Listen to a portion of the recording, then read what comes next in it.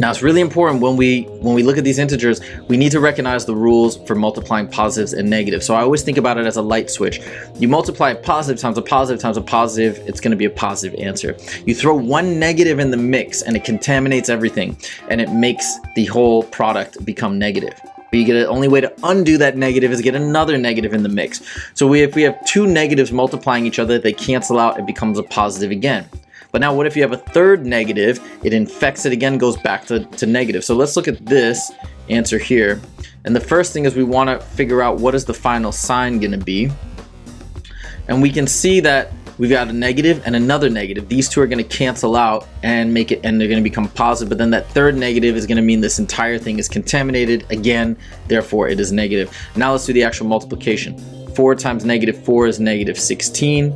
Okay, right? And then we've got negative 16 times negative 1. That's positive 16 times negative 3. Positive 16 times negative 3. Boom, infects it again, and we got negative 48.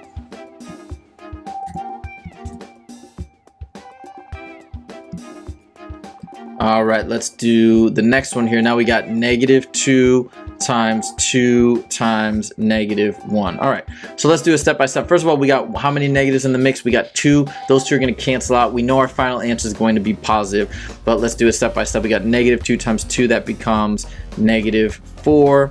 And then we got, because right, that negative infects this positive, makes it a negative. But now we got negative 4 times negative 1. The negatives cancel out, and we get a positive 4. There we go.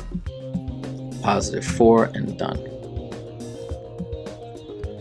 All right, and this last one, it's the same deal as the first one. We got 3 negatives, so let's write it out quickly. Negative 2 times negative 1 is positive 2, right? These negatives cancel out. Then we've got 2 times positive 4, which is 8.